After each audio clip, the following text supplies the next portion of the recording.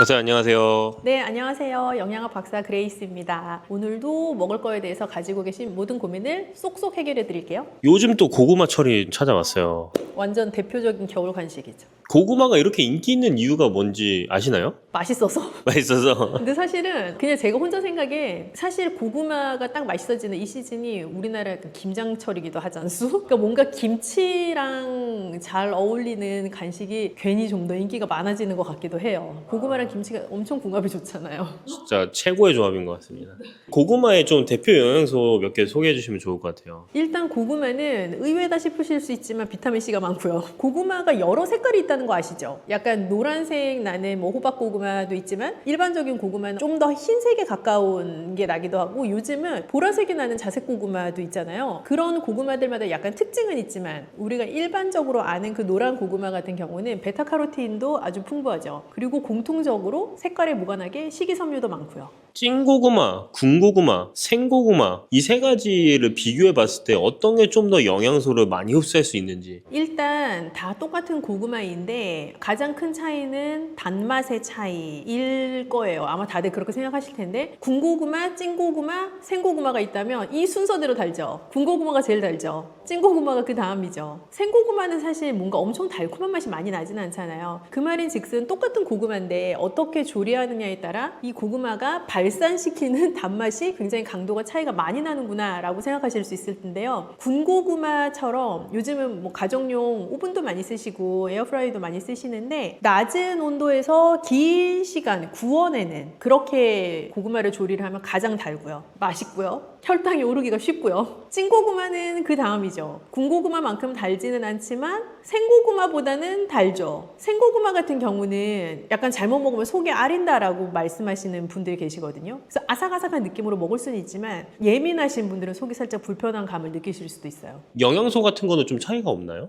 영양소 차이는 있을 수 있는데 일단 고구마 자체는 아까 제가 말씀드린 뭐 비타민C가 많아요, 베타카로틴 많아요 하는 거를 넘어서서 탄수화물 근원이죠. 그래서 복합 탄수화물을 줄 수 있는 좋은 식재료인데 복합 탄수화물을 줄 수 있다는 건 군고구마든 찐고구마든 생고구마든 사실 동일해요. 그리고 열을 가하지 않았기 때문에 생고구마가 고구마 고유의 비타민C를 가장 잘 보존하고 있기는 하고요. 어찌 되었건 간에 그 영양소의 어떤 게 수용성에서 파괴되는 것이 아닌 이상에는 탄수화물 공급체의 입장에서는 사실 동일하죠. 그렇기 때문에 혈당을 올리는 속도의 차이는 있죠. GI 지수에는 차이가 있습니다. 군고구마의 그 혈당을 억제시킬 수 있을 만한 그런 방법이 있을까요? 고구마의 단맛이 군고구마의 단맛이 인위적인 단맛은 아니잖아요. 그러니까 자연 당을 끌어낸 조리 방식으로 조리를 했기 때문에 단맛이 극대화가 된 형태의 고구마인데 그렇게 자연 당이 극대화되는 식재료를 내가 맛있게 먹고 혈당이 오를까 봐 걱정이 되신다면 단백질이나 좋은 지방산을 같이 드시는 게 좋은 방법이에요. 예를 들면 고구마 드실 때 귤을 막 까서 먹는 둘도 사실 같이 먹으면 맛있거든요. 고구마 먹을 때 탄산음료로 막 마시는 그런 조합보다는 고구마를 드시면서 혈당이 많이 오르지 않는 과일 예를 들면 토마토랑 같이 먹을 수 있다든지 고구마를 내가 닭가슴살을 같이 넣어가지고 먹는다든지 하는 그런 류의 단백질과 고구마를 같이 먹을 수 있는 방법 고구마 샐러드를 만들 때 올리브유를 드리즐 한다든지 해서 좋은 지방산과 고구마를 같이 먹을 수 있는 방법 그런 방법을 택하시면 혈당을 급히 올리는 것을 조금 예방할 수 있죠. 이 고구마를 제가 호박고구마를 사서 했더니 이렇게 예쁜 색깔이 되었다는 이게 고구마 고구마 3분의 2 단호박 3분의 1이 든 건데 호박고구마를 샀더니 완전 색깔이 정말 호박 색깔이 됐어요. 그래서 오늘 이렇게 메쉬드 타입의 샐러드를 만들면 보통 마요네즈로 막 버무리시잖아요. 근데 마요네즈를 쓰지 않고 그릭 요거트로 버무린 그릭 요거트를 넣어서 만든 고구마 단호박 샐러드입니다. 단맛이 좀 줄어들 것 같은 그런 느낌이 드는데. 근데 제가 오늘 구울 때 아까 말씀드린 것처럼 군고구마처럼 만들어서 샐러드를 했거든요. 그래서 단호박도 에어프라이어에 굽고 고구마도 에어프라이어에 오랜 시간 구워서 일단 그 자체로 엄청 달콤했어요. 제철이니까 더 달콤한 맛이 많이 올라왔겠지만 그렇게 자연적으로 충분히 달콤한 재료였기 때문에 설탕도 올리고당도 그 어떤 당도 추가하지 않았고 심지어 소금을 넣지도 않았는데 매우 맛있다는 무슨 맛이 나나요? 그릭 요거트로 버무려서 막판에 살짝 요거트의 새콤한 맛이 올라오면서 달콤한 맛이 주를 이루는데요. 얘를 만든 지 대여섯 시간 된 것 같거든요. 지금은 그릭 요거트의 새콤한 맛이 끝에서 좀 올라옵니다. 그리고 부재료로 캐슈넛이랑 건포도를 넣었단 말이에요. 씹히는 맛이 있어요. 건포도 씹히는 게 건포도가 조금 더 촉촉해져서 맛있네요. 근데 이런 것들이 시중에 있는 뭐 메시드 단호박 무스라든지 고구마 무스에 비해서 훨씬 더 좀 건강한 그거라고 볼 수 있는 건가요? 맞아요. 우리 시중에서 되게 쉽게 요즘은 제품을 구할 수 있어서 다 되어 있는 메쉬 타입의 샐러드가 많은데 그런 것들을 만들 때는 보통은 단짠을 좋아하시기 때문에 마요네즈도 들어가지만 소금도 좀 많이 들어가게 되고 설탕이나 물엿같이 달게 하는 재료들도 추가되는 경우가 많아요. 그래서 메쉬 타입의 샐러드를 완제품 형태로 구입하실 때 뒷면의 영양 성분을 보시면 생각보다 원재료에 해당하는 고구마, 단호박, 감자 이런 비율이 높지 않네? 라고 생각하실 수 있을 것 같아요. 결국엔 오래 안 씹고 빨리 넘길 수 있는 음식인 거잖아요. 그래서 건포도나 견과나 크랜베리나 이런 것들을 넣어서 씹는 느낌을 계속 주시는 게 되게 중요해요. 근데 되게 좋은 질문이에요. 그 씹는 작용을 우리가 전문 용어로 저작작용이라고 부르는데 저작작용을 충분히 할 수 있는 음식을 먹어야 포만감이 더 빨리 들어서 과다한 섭취를 방지할 수가 있거든요. 그래서 예를 들어 훌훌 마실 수 있는 뭐 쉐이크나 파우더 같은 거 흔들어서 먹을 수 있는 그런 식사 대용은 먹고 나도 배는 부른 것 같은데 뭔가 허전한 느낌이 드는 이유가 그 저작작용이 충분하지 않기 때문이에요. 근데 피디님 방금 말씀하신 것처럼 메쉬 타입의 샐러드도 뭐 물은 아니니까 당연히 씹기는 하지만 다른 음식들 대비 저작작용을 많이 하지 않고 넘길 수 있기도 하거든요. 이제 그럴 때 그걸 방지해 줄 수 있는 게 견과류나 적당한 말린 과일을 쓰는 거죠. 그럼 이 자세한 레시피 같은 거를 좀 알려면 저 어떻게 해야 되나요? 우리가 이 채널에서 레시피를 다 보여드리지를 못해서 답답한 마음에 채널을 하나 개설했지 뭐예요? 그래서 예스그레이스 채널로 놀러 오시면 지금 이 메뉴에 대해서 제가 만들면서 보여드리고 또 그 요리들 보시면서 재밌는 얘기도 들으실 수 있으니까 많이 놀러 오세요. 건강에 고민이 있으신 분들은 운동이랑 병행하면서 먹고 싶어 할 것 같은데 운동 전후 언제 먹는 게 제일 좋을까요? 못 만들게 하시거나 다이어트 하시는 분들이 가장 대놓고 먹는 3대 재료가 우리나라에선 특히나 닭가슴살, 방울토마토, 고구마가 3대 재료인 것 같아요. 뭐 트렌드가 거의 그렇게 굳혀져 가는데 고구마는 탄수화물을 꼭 먹어야 되거든요. 그래서 탄수화물을 복합 탄수화물 형태로 공급해 줄 수 있는 식재료이면서 못 만들기 다이어트 뭐가 됐든 하다 보면 사실 단 거 되게 먹고 싶은데 잘 못 먹잖아요. 근데 고구마가 주는 자연적인 단맛으로 나의 입맛도 살짝 보강하고 그런 느낌도 있죠. 그래서 운동 전에 드시려면 소화가 아주 빠르게 되는 식재료가 아니기 때문에 넉넉하게 시간을 좀 두고 드시는 게 좋아요. 1시간, 1시간 반 이상 운동과의 텀을 좀 두시고 드시고 운동이 끝나고 나서는 밤고구마보다는 좀 호박고구마처럼 무르고 쉽게 흡수될 수 있을 것 같은 그런 고구마를 선택을 하셔서 두유랑 같이 갈아서 드시거나 편안하게 드실 수 있는 형태로 만들어서 드시면 더 좋죠. 근데 운동하고 나서 이런 흡수가 빨리 되는 걸 먹어야 되는 이유가 따로 있나요? 흡수가 빨리 되는 복합탄수화물의 형태를 운동 후에 먹어주시면 운동을 통해서 내 근육에 쌓여있던 글리코겐이 이미 다 소진이 된 것을 조금 빠르게 보충해 줄 수 있는 효과가 있어요. 운동하고 나면 이런 통증이 막 오잖아요.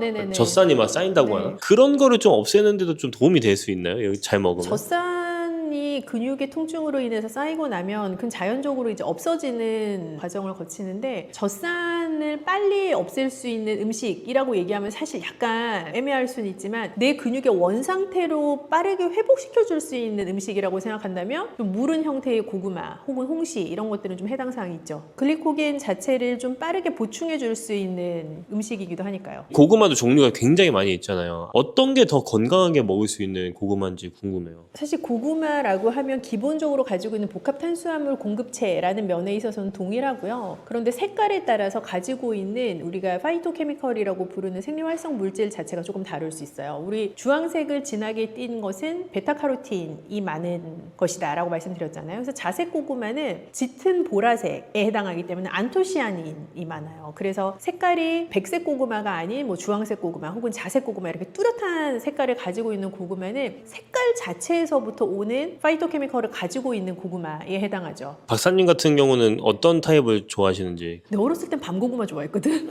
근데 지금은 호박고구마가 이유가 있나요? 좀 잘 넘어가죠. 아, 잘 넘어가서. 네, 그리고 예전에는 약간 이렇게 무른 식감을 별로 안 좋아해서 밤고구마 좋았는데 지금은 뭔가 좀 달콤하고 말랑말랑하고 그런 게 좋더라고요. 재밌게 드시려면은 호박고구마를 좀 추천할 수도 있겠네요. 이건 정말 개인 취향인데 밤고구마의 그 포삭포삭한 느낌을 좋아하시는 분이 계신 것 같고 약간 호박고구마나 요즘 좀 뭐 꿀고구마 이렇게 부르는 것처럼 좀 부드럽고 몰캉몰캉한 느낌을 좋아하시는 분들이 계신 것 같아요. 근데 뭘 드시든 고구마는 복합 탄수화물을 공급해 줄 수 있는 좋은 재료니까 천천히, 너무 속에 빠르게 축적돼서 내 속을 부대끼거나 버겁게 하지 않도록 천천히 좋아하는 액체 같이 곁들이시면 좋을 것 같아요. 뭐 티랑 드셔도 좋고 물도 좋고요. 이런 질문이 있네요. 당 조절 중에서 빵이랑 고구마가 있는데 어떤 거를 선택하는 게 좋은가? 당뇨를 고민하시는데 빵도 먹고 싶고 고구마도 먹고 싶고 오늘 하나 골라야 돼라고 하면, 요즘 빵도 건강빵이 워낙 많아서 제가 딱 하나 골라서 드릴 수는 없지만 일반적인 케이스라면 버터도 들어가고 뭔가 또 다른 뭐 유크림도 들어가고 한 빵보다는 복합 탄수화물과 자연당으로 구성되어 있는 고구마가 조금 더 건강한 선택이 될 가능성이 높죠. 고구마 자체는 우리 정말 땅에서 나는 굉장히 좋은 간식거리이자 뭐 밥 대용으로도 충분히 좋은 영양소를 가지고 있는 식재료인데요. 너무 맛있다 보니 많이 드시지 않는 거를 주의하는 게 제일 중요한 것 같아요. 그래서 제철 고구마 많이 드시고 올 겨울도 따뜻하게 좋은 시간들 많이 보내시기 바랍니다.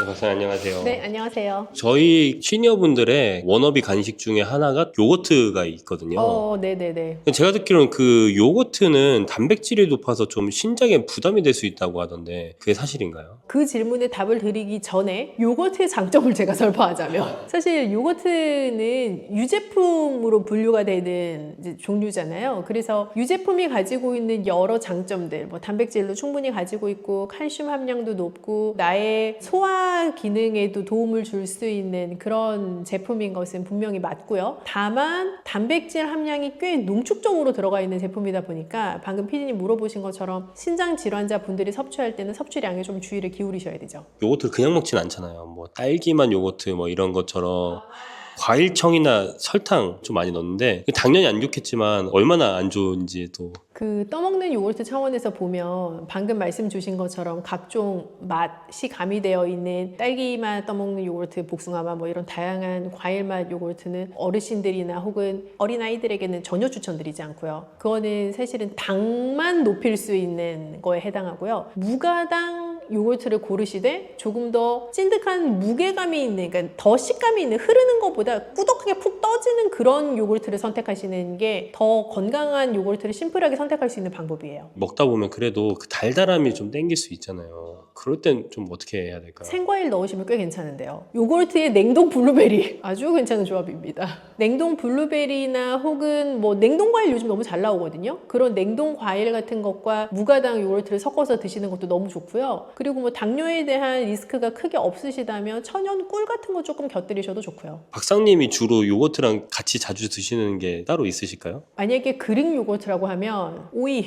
오이요? 네. 오이랑 그릭 요거트 진짜 그리스에서 실제로 그렇게 먹는다니까. 오이랑 그릭 요거트 되게 잘 어울리고요. 그리고 레몬즙이랑도 잘 어울려요.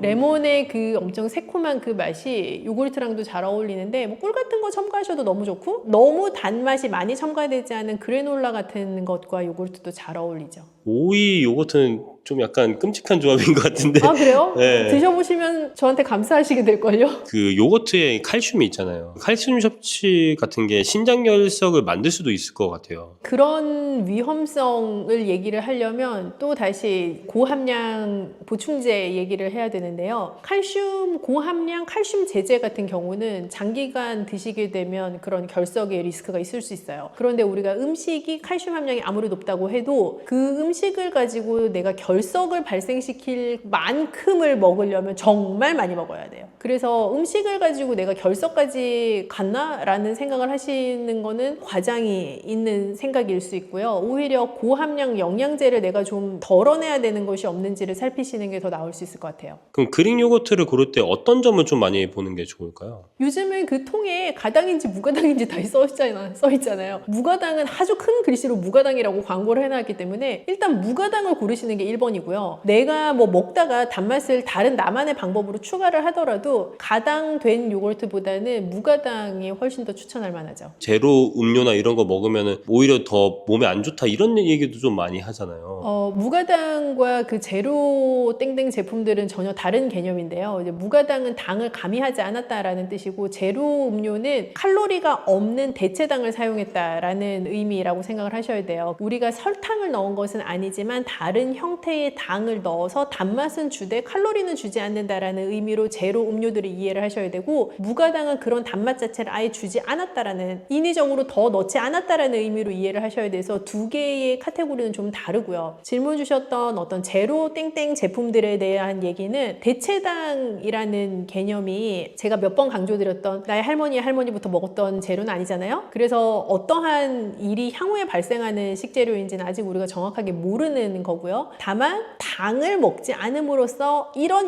건강상 이점이 있겠지라고 대중들이 시장에서 기대했던 그런 효과는 대체당 제품을 먹는다고 해서 나타나지 않아요. 결국은 더 빠르게 나를 배고프게 하기도 하고 더 나로 하여금 다른 음식을 갈구하게 하는 영향도 줄 수 있기 때문에 지금으로서는 반드시 그게 올바른 선택이냐라고 물으신다면 저는 아직은 세모라고 생각합니다. 그 모찌 같은 데다가 그릭 요거트가 들어간 모찌가 맞아요. 맞아요. 저도 봤어요. 그래서 그게 또 어떻게 보면 요거트를 또 재밌게 먹을 수 있는 하나의 방법인 것 같기도 해요. 그리고 사실은 이게 두 개 조합이 나쁘지 않은 게, 떡을 먹으면 탄수화물에 집중이 되어 있는 메뉴이다 보니까 혈당을 상승시키거나 할 수 있는데, 우리가 탄수화물 너무 집중된 음식 먹을 때 제가 항상 강조드렸던 게 단백질이 높은 무언가랑 먹어라, 식이섬유가 많은 거랑 먹어라, 뭐 이런 말씀을 여러 차례 드렸었잖아요. 그런 의미에서 그런 그릭 요거트 소가 들어가 있는 떡은 괜찮은 나이스한 조합인데요. 거기 있는 그릭 요거트가 무가당이면 더 좋겠네요. 그렇죠. 그런 거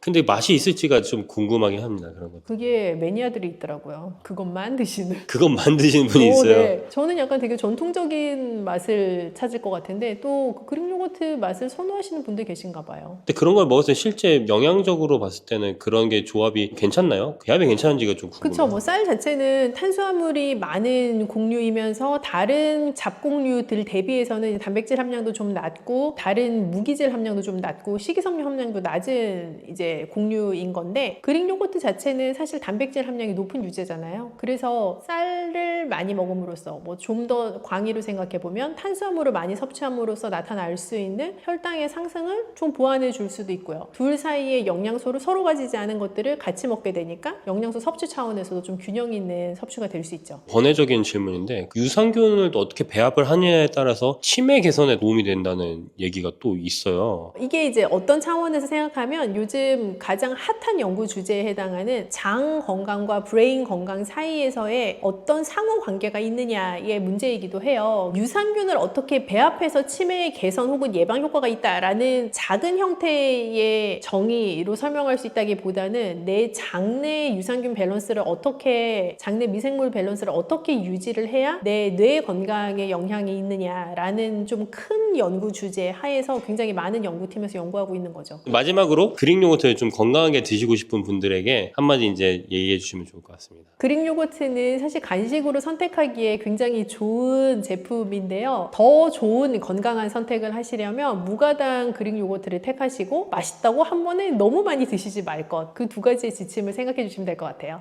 박사님 안녕하세요. 안녕하세요. 요즘 젊은 분들이나 나이 많으신 분들이나 저속노화에 관심이 진짜 많으시더라고요. 제 주변에도 정말 많아요.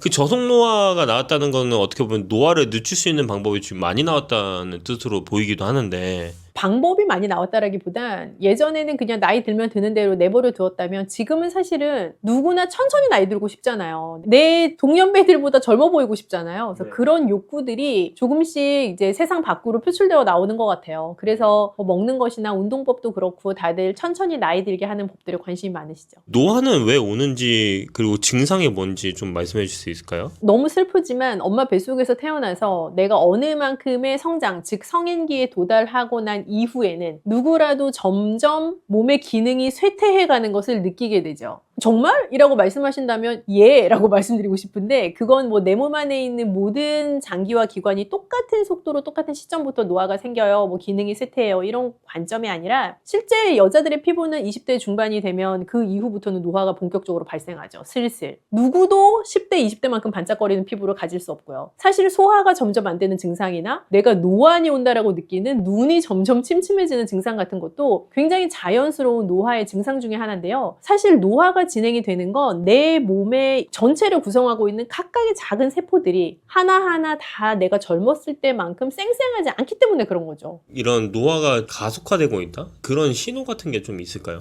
여러 장기 중에 5가지 장기를 우선 5가지 기관을 포인트를 하고 싶은데, 우선은 여자분들은 저는 피부에서 가장 먼저 느끼지 않나 하는 생각이 들어요. 피부에서. 네, 그건 남자분들도 또 일부 그러실 수 있을 것 같긴 하고요. 그런데 워낙 여자분들은 또 피부에 예민하시니까 일단 피부 건강에 영향을 크게 느끼실 것 같고, 두 번째는 아마 다 공감하실 텐데 근육이요. 근육과 뼈. 그런 데에서 내가 좀 더 잘 넘어지게 되는 것 같고, 우리 어르신들 보면 이렇게 침대에 누워 계시다가 예를 들어 낙상해서 어디가 부러지면 사실 굉장히 위험한 신호라고 보거든요. 그런 것처럼 내 뼈가 약해지고 내 근육의 힘이 딸리는 것 같은 상황. 그리고 장. 예전에는 뭘 먹어도 소화하는 게 괜찮았는데 지금은 그렇지 않아요. 조금만 불편하면 화장실 가고 싶어요 하시는 그 장 건강에 이슈가 생겼을 때 노화의 증상 중에 하나일 수 있죠. 또 하나는 혈관 건강도 해당할 수 있어요. 내 혈관이 얼마나 건강한지 내가 매일 체크는 하지 못하지만 건강검진 가서 예전에 혈압 괜찮았는데 혈압 올라가요? 혈압 올라가는 거는 혈관 건강에 이슈가 있다는 말의 증거이기도 하거든요. 그래서 그런 것들도 다 노화의 증거에 해당하죠. 이런 노화들을 좀 늦춰줄 수 있는 뭐 성분이라든지 식재료라든지 좀 따로 있을까요? 특정한 식재료라기보다는 어떻게 조합을 해서 잘 밸런스 있게 먹느냐의 문제라고 생각을 해요. 그래서 가장 많은 분들이 알고 계시는 노화를 늦추기 위해 이거 꼭 먹어야 된다던데요? 에 해당하는 것들이 보면 오메가3 지방산, 식이섬유 같은 것들 많이 알고 계실 거고, 그리고 항산화 성분이라고 우리가 부르는 폴리페놀이라던가 레즈베라트롤 같은 그런 성분들, 그런 게 많이 들어가 있는 식재료, 즉 우리 몇 번 채널에서도 다루기도 했었는데 뚜렷한 색깔을 가지고 있는 과일 채소류 좋죠. 그리고 양질의 단백질, 좋은 지방산, 이런 것들이 사실은 잘 밸런스 있게 내가 잘 섭취했을 때 노화의 속도를 늦추는 데 도움이 되죠. 영양제로 섭취하는 것과 그냥 식재료로 섭취하는 것이 좀 차이가 있을까요? 저는 큰 차이가 있다고 생각을 해요. 영양제로 섭취를 한다는 건 어찌 보면 농축된 고함량의 특정 영양소를 내가 먹을 수 있는 건데, 그 농축된 고함량이라는 게 굉장히 좋게 들리실 수도 있지만 한편으로 내 몸에서 굉장히 부담스러운 용량일 수도 있어요. 그리고 그렇게 내가 먹은 용량을 내 몸에서 전체 다 사용하지 못하고 어디에 축적하거나 혹은 소모성으로 배출해버리는 경우들도 상당히 있을 수 있고요. 그래서 영양제로 섭취해서 한 가지의 고농축 고함량을 먹는 것보다 식품을 통해서 섭취하게 되면 그 내가 타겟으로 하는 해당 영양소 외에도 다른 영양소들을 부가적으로 같이 먹을 수 있게 되기 때문에 훨씬 바람직한 방법에 해당하죠. 노화를 막기 위해서 피하거나 제한한 음식이 따로 있으면 알려주시면 좋을 것 같아요. 빨리 늙는 거를 목표로 하시는 분은 안 계실 테니까 이제 이런 걸 드시면 빨리 늙을 수 있으니 주의하세요의 관점에서 저는 우선은 단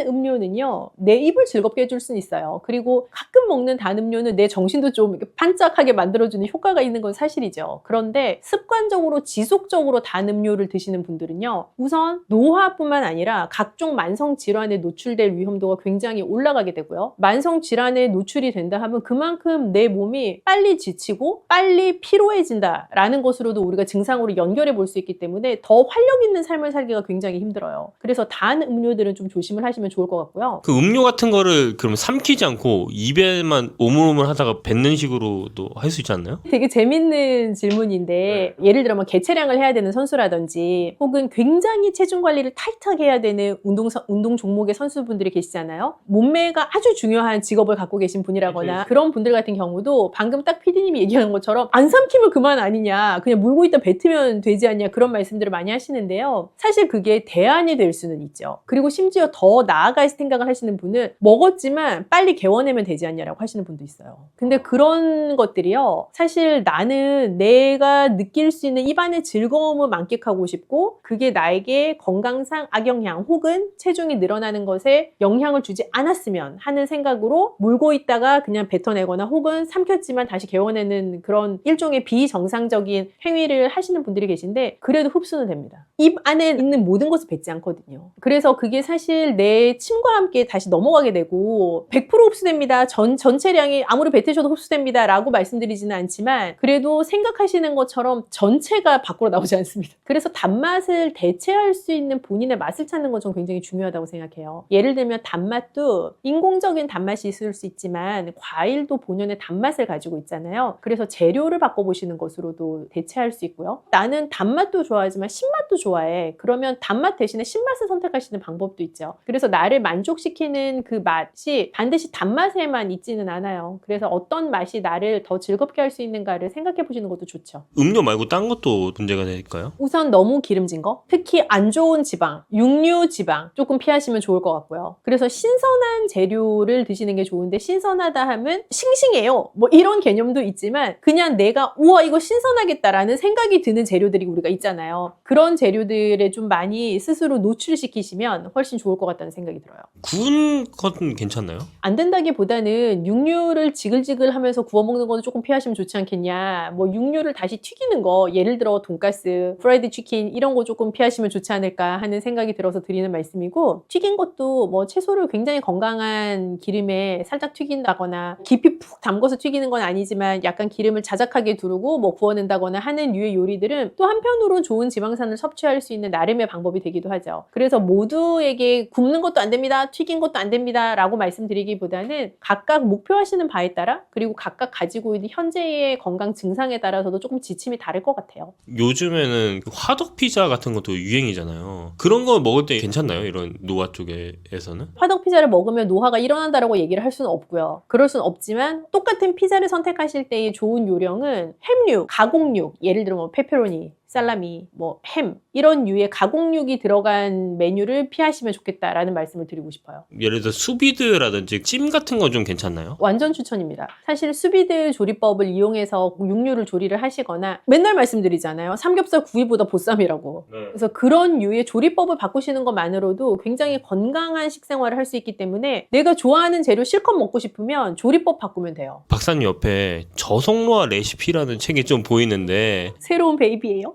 아 지금 새로 출간하셨나요? 며칠 안 됐어요. 거기에 나오는 좀 저속노화에 대한 꿀팁이 있으면 몇 개 좀 소개해 주시면 좋을 것 같아요. 우선 저는 저속노화라는 용어가 유행을 하지만 노화가 왜 생기는지 저속노화가 진짜 어떤 것을 말하는지 정확하게 전달되고 있다라는 생각이 들지 않아서 앞부분에 보시면 뭐 이런 이론 파트에 저속노화와 노화의 정의에 대한 것 그리고 식생활과 식습관 사이의 노화와 연결된 포인트들이 좀 자세하게 설명이 되어 있어요. 그래서 쭉 읽어보시면 도움이 되고요. 그 이후에는 5가지 포인트에 따른 근육과 뼈를 튼튼히 하고 피부 탄력을 유지하고 혈관과 장의 건강을 지키는 것에 따른 레시피들이 조합이 되어 있거든요. 그래서 내 노화가 올까봐 고민되는 파트의 레시피를 찾으셔서 적용해 보시면 좋을 것 같아요. 이거 영상 보시는 분들이 좀 이런 질문을 가질 것 같아요. 그러니까 내가 평소에 가지고 있던 습관들이 노화를 좀 일으키는 습관이지 않을까? 아니면 식습관 같은 것들이? 그런 게 좀 궁금하신 분들이 있을 것 같은데 그런 분들이 좀 이렇게 댓글로 남겨주시면 좀 그런 거를 같이 다뤄봐도 좀 좋을 것 같다고 생각이 드네요. 좋죠. 시청자분들이 또 연령대도 성별도 다 다르실 수 있잖아요. 그래서 각자 느끼는 고민 포인트가 노화에 대한 고민 포인트가 다 다르실 수 있는데 그냥 오픈하실 수 있는 선에서 가감 없이 댓글로 남겨주시면 그걸 또 우리가 영양 상담해 드릴 수 있잖아요. 아 제가 듣기로는 그 박사님 따로 영양 상담 해주는 그런 채널이 제가 있다고 들었거든요. 영양 상담을 해드리면 아무래도 좀 속 시원해서 저도 속 시원하고 들으시는 분도 속 시원해서 그 영양 상담 해드리는 채널 다시 오픈하려고 해요. 여기서 댓글 남겨주시면 그 채널에서 한번 달아주시면 너무 좋을 것 같습니다. 완전 좋죠. 그 거기 보니까 저속노화 레시피라고 제가 나온 거 같거든요. 그 레시피 몇 개만 좀 해주시면 좋을 것 같아요. 일단 다 맛있어요. 다 맛있어요?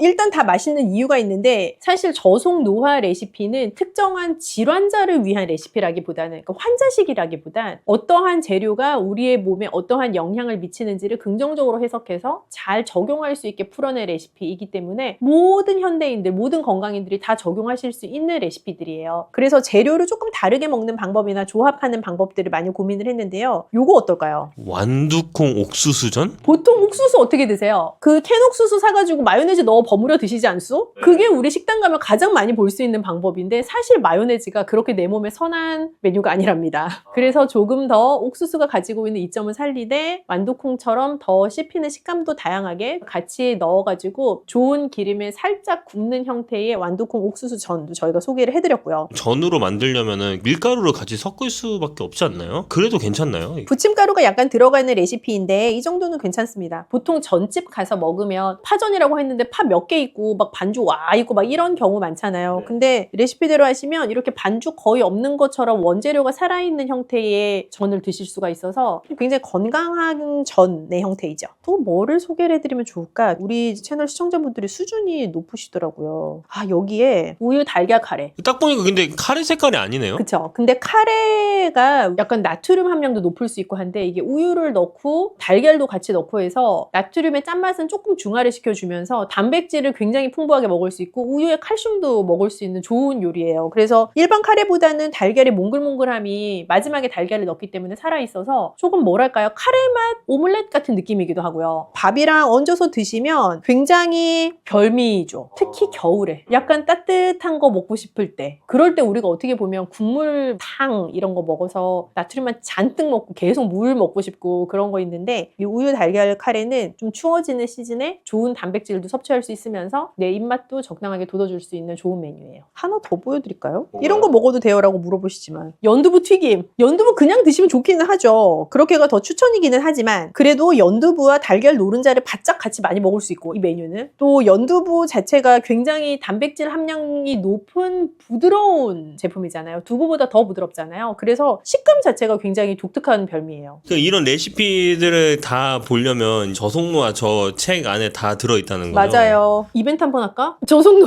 레시피 책 드리는 이벤트. 이 영상의 베스트 댓글 10개 정도 선별해서 구독자분들에게 보내드리도록 하겠습니다. 채널 구독자분들에게만 드리는 이벤트. 고정 댓글 확인하시고 베스트 댓글 노화와 식생활에 대해 가지고 계시는 고민들 중에 신박하다고 표현드리면 안 되지만 정말 고민되시겠다. 제가 공감되는 거 그런 거 보면 좋을 것 같아요. 이거 드립니다.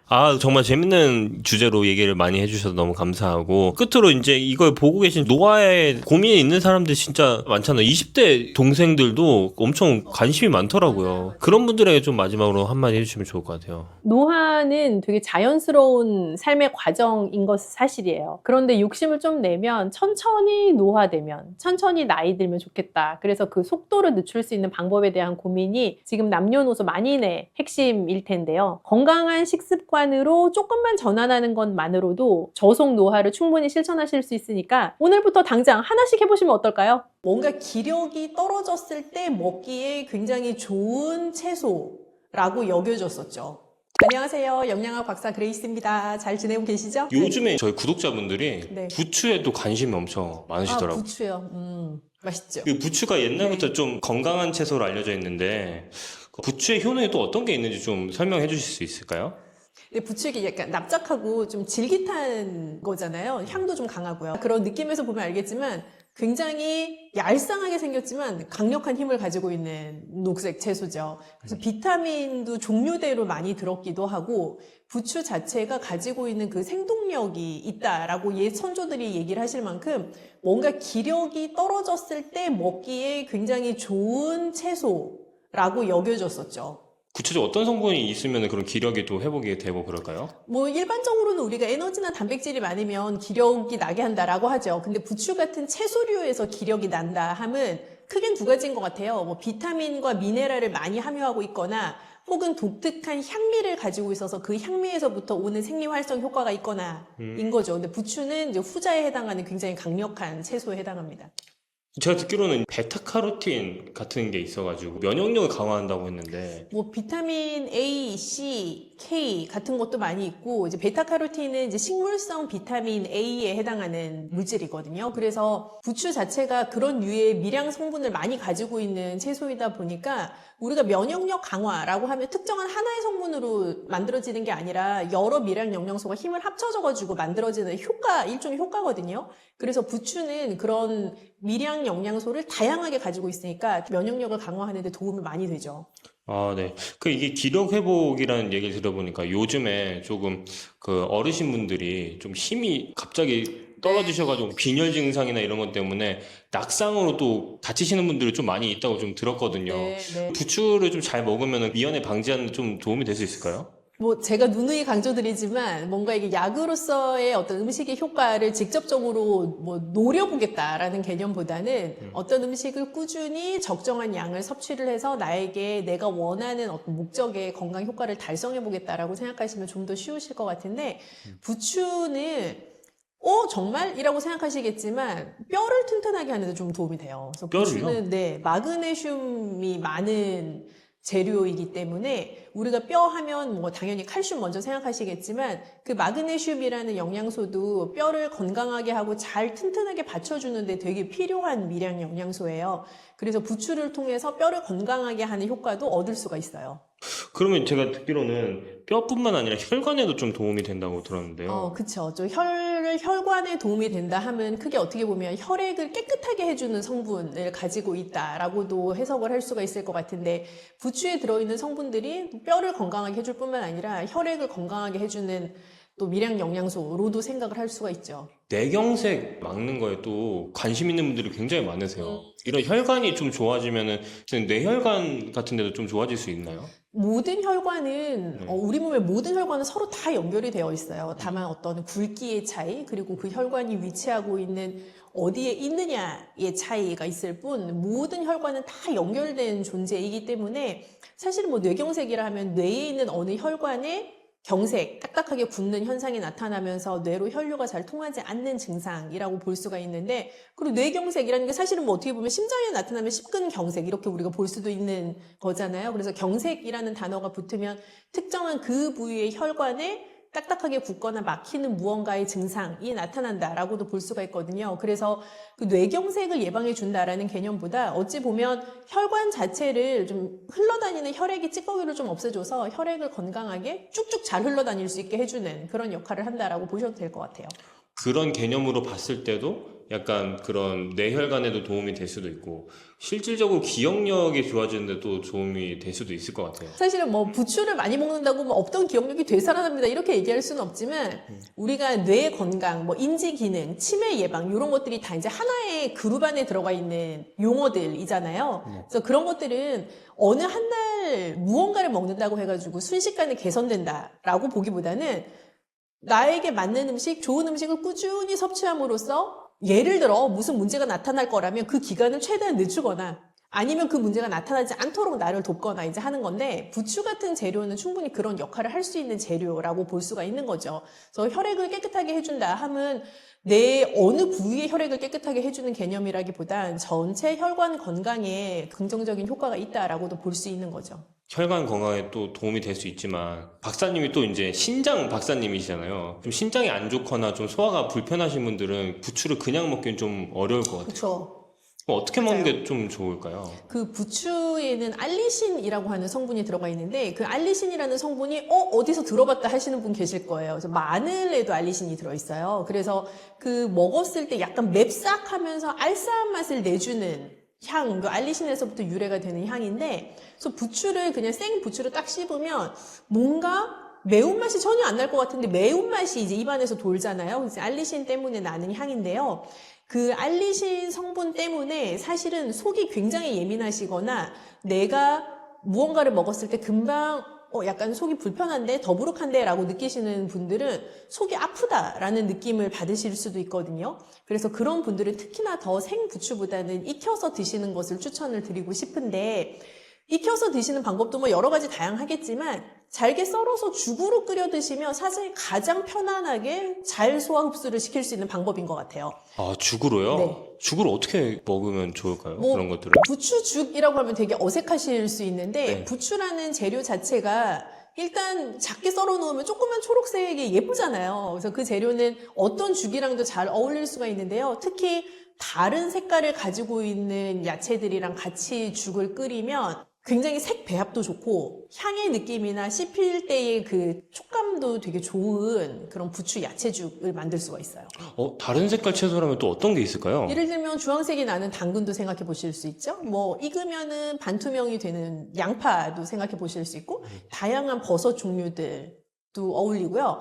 단호박 같이 좀 단맛이 나는 채소들도 부추랑 궁합이 좋아요. 그래서 그런 여러 가지 다양한 채소들 활용해 보실 수 있을 것 같아요. 만드신다면은 어떤 조합으로 좀 만드실 것 같으신가요? 부추랑 다른 야채를 같이 넣으면은 좋을 것 같은데, 일단 부추가 매워서 난 잘 뭐 생으로도 못 먹겠어 하시는 분들이라면 부추를 조금 넉넉한 양, 한 반줌 정도 되게 잡으시고, 그거를 작게 썰어가지고 준비해 주시고요. 다른 채소들도 그냥 우리 다진다라고 표현하는 것처럼 잘게 썰어서 준비를 해주시면 되는 것 같아요. 그래서 그런 채소들을 쌀을 이렇게 충분히 불렸다가 같이 끓이시고 부추는 마지막에 넣기. 그게 핵심인 것 같아요. 부추가 끓이면 끓일수록 좀 질겨지기도 하고 색깔도 초록색으로 예쁘라고 사실 넣는 것도 있는데 이게 질겨지면서 아시죠? 그 초록색 채소 끓이면 무슨 색깔 되는지. 약간 별 맛이 없는 색깔이 된단 말이죠. 그래서 향도 좀 날아가기도 하고요. 그래서 채소죽 끓이는 것처럼 끓이시다가 부추를 마지막에 넣어서 마무리를 하시면 굉장히 향긋한 부추 채소죽이 되죠. 별미예요. 기대가 되는데 네. 셰프님이 있으시다고 좀 들었어요. 아, 네. 저희가 시니어 식사의 전문가로서 죽을 먹어도 기력이 나게 하는 그런 여러 죽 메뉴들이 있어요. 그래서 저희 그 셰프님이랑 같이 부추 야채죽 한번 만드는 거 보셔도 어떨까 싶은데요. 어떻게 만들어 주실지 너무 기대되고 좀 두 가지가 질문이 있는데 항상 하시는 말씀이 어떤 재료든 간에 네. 적정량을 먹어야 된다고 맞아요. 했는데 부추를 드실 수 있는 적정량이라는 게 뭐 이렇게 손가락 이렇게 잡았을 때 한 요 정도 이렇게 잡았을 때 나오는 요 안에 들어가는 양 정도의 부추. 보시는 분들이 저번에 그 탁구공이라고 하니까 아. 그게 탁구공이 맞냐 막 이런 얘기가 좀 있었거든요. 네. 어느 정도 크기인지 한번 50원짜리 50원짜리 이거 보시는 분들은 아마 아실 거예요. 아실 것 같아요. 근데 그렇게 이제 조금 사실은 먹나요? 그 정도 뭐 50원짜리 지름에 해당하는 부추 정도의 중량이면 한 50g 정도 될 것 같아요. 그래서 뭐 그 정도 양은 괜찮고요. 근데 모든 재료가 다 그렇지만 모든 사람에게 동일하게 받아들여지는 건 아닐 수 있어서 말씀드린 것처럼 뭐 생부추 먹으면 좀 속이 부담스럽다 하시는 분들은 익혀서 드시면 좋고 나는 생부추 먹어도 되게 즐겁고 괜찮아 하시는 분들은 뭐 생으로 무쳐 드시는 것도 너무 사실은 좋고요. 근데 부추를 먹고 화장실을 갔는데 소화가 잘 안 된 상태로 변을 보시는 경우들도 꽤 있을 수 있거든요. 부추 자체에 들어가 있는 중간 심이 있기 때문에. 그래서 그렇게 많이 화장실에 가시는 분들은 좀 양을 줄이시면 좋고 그렇죠. 그래서 50원 정도의 중량으로 네. 먹으면 좋다. 이거 보시는 분들은 꼭 참고하셨으면 좋겠습니다.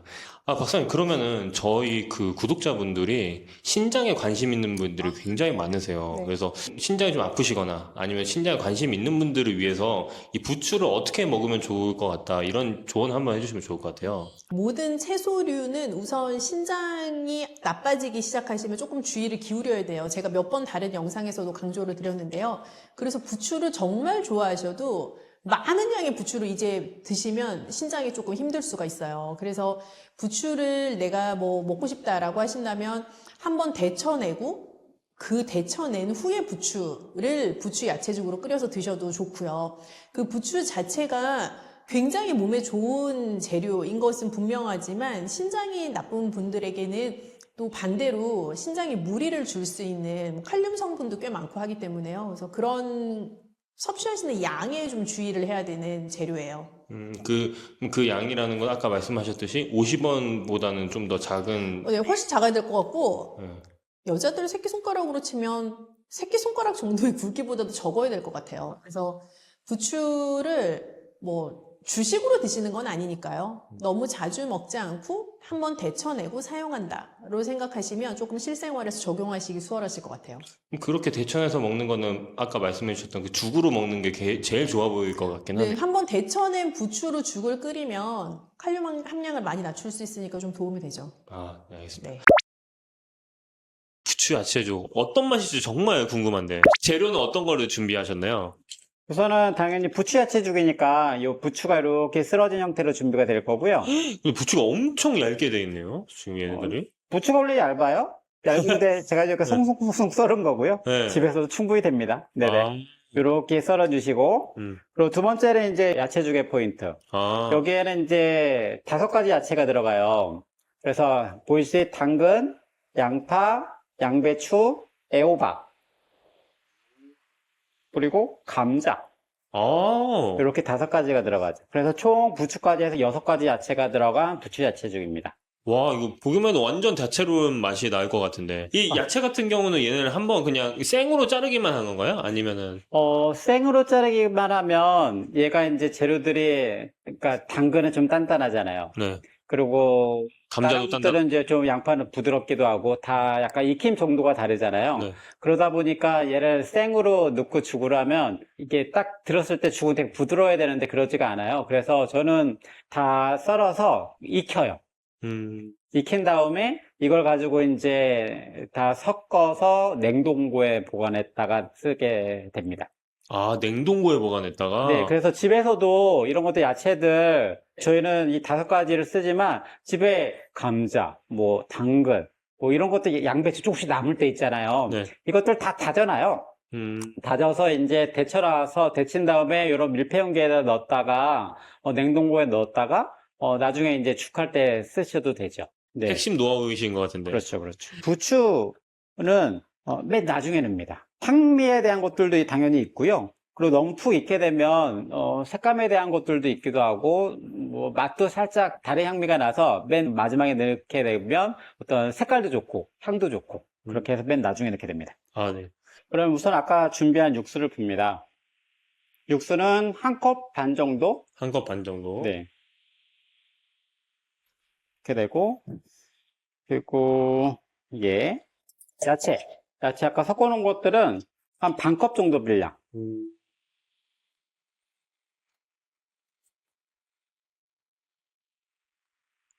이렇게 되고, 참기름은 살짝 조금만.